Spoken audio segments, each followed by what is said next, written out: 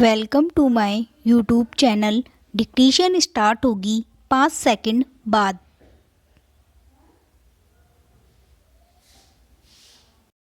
आदरणीय महोदय, जैसा कि आपने कहा है अध्यक्ष जी, मुझे 9 वर्ष पूर्व यहाँ दिल्ली में एशिया और सुदूर संबंधी आर्थिक परिषद के अधिवेशन में भारत सरकार और भाषण देने का सुअवसर मिला था। जनता की ओर से मैं अपने अचल तथा शेष विश्व के अनेक देशों के गणमान्य प्रतिनिधियों का हार्दिक स्वागत करती हूँ, जो उस संस्था के नाम में परिवर्तन के बाद उसके पहले सम्मेलन में भाग लेने के लिए यहाँ आए हैं। मुझे आशा है कि यह परिवर्तन इस बात का संकेत वाहक है कि इस क्षेत्र की समस्याओं के प्रति आपके दृष्टिकोण में भी सुदूर पूर्व सुखद परिवर्तन हुआ है। सुदूर पूर्व का प्रयोग औपनिवेशिक युग के अवशिष्टों की ओर संकेत करने वाला था, जबकि विश्व में राष्ट्रों की अवस्थिति का निर्धारण भी पश्चिम के किसी बिंदु विशेष को केंद्र मानकर किया जाता था। नए काम की स्वागत योग्य एक अन्य विशेषता यह है कि उसमें आर्थिक और सामाजिक गतिविधियों की अभिन्नता को स्वीकारा गया है। आर्थिक परिवर्तन सामाजिक प्रणालियों को उलट-पुलट कर देता है और इसी प्रकार सामाजिक समस्याओं का प्रभाव आर्थिक प्रगति पर पड़ता है। पाश्चात्य देशों ने अपना दृष्टिकोण तथा अपने मानदंड इतने प्रबल रूप में सबके सामने प्रस्तुत किए हैं कि संपूर्ण विश्व को विवश होकर उनका सामना करने की दौड़ में सम्मिलित होना पड़ा है और इस क्रम में स्थानीय परिस्थितियों तथा आवश्यकताओं की अपेक्षा की गई है।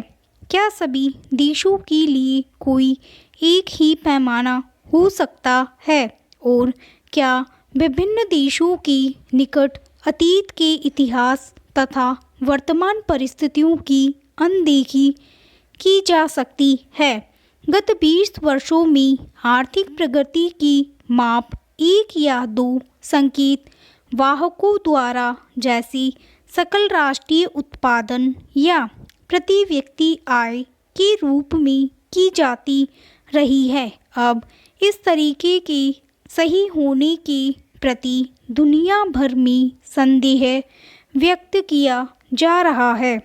नागरिकों की संतोष या असंतोष की मात्रा को व्यक्त करने वाला तत्व सकल राष्ट्रीय उत्पादन की दर नहीं है, बल्कि यह है कि विभिन्न वर्गों और प्रदेशों के बीच उसका वितरण किस प्रकार होता है, वातावरण पर उसका प्रभाव क्या पड़ता है और उससे जीवन की गुणवत्ता का कितना विकास होता है।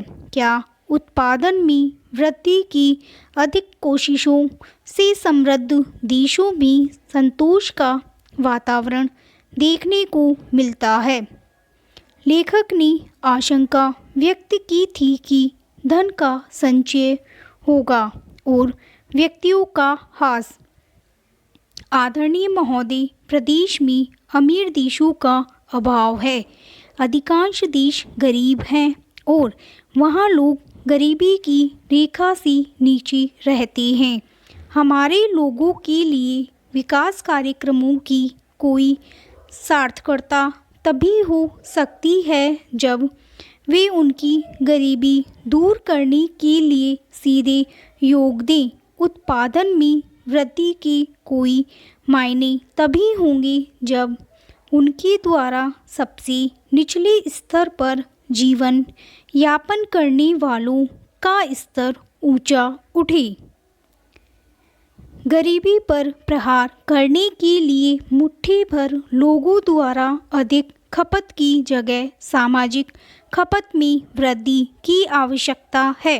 हम इस वर्ष भारत में योजना के 25 वर्ष पूरे करने जा रहे हैं और गणराज्य के भी इतने ही वर्ष हो रहे हैं। इस चौथाई शताब्दी में हमारी अर्थव्यवस्था ने आत्मनिर्भर विकास की योग्य तकनीकी क्षमता प्राप्त कर ली है।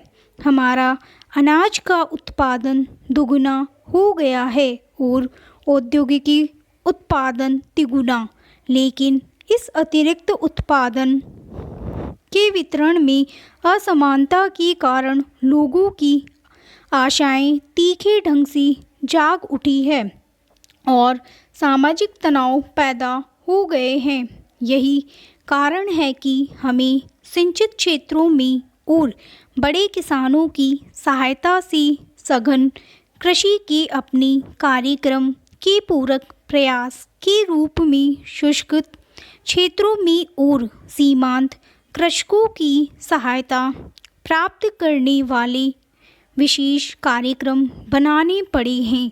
हाल के दशकों के अनुभव से विकास और सामाजिक न्याय में संतुलन बनाए रखने का महत्व उजागर हो गया है और इतने अधिक अंतर्राष्ट्रीय सम्मेलनों और वाद विवादों के बावजूद अब भी समस्याओं को अलग अलग खानों में रखकर देखा जाता है, न कि उनकी समग्रता में।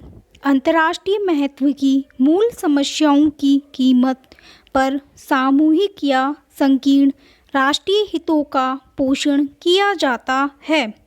मुझे अभी हाल में ऊर्जा संबंधी एक अद्भुत व्यापक अध्ययन को देखने का मौका मिला है, जिसे अमेरिका की एक टोली ने इस आधार पर किया है कि धरती उसकी ऊर्जा के स्रोत तथा धरती पर मौजूद प्रत्येक वस्तु ही कार्यात्मक इकाई और उसी किसी भी उद्देश्य के लिए इस समग्रता की दृष्टि से देखा जाना चाहिए। यही बात अन्य साधनों के मामलों में भी सच है।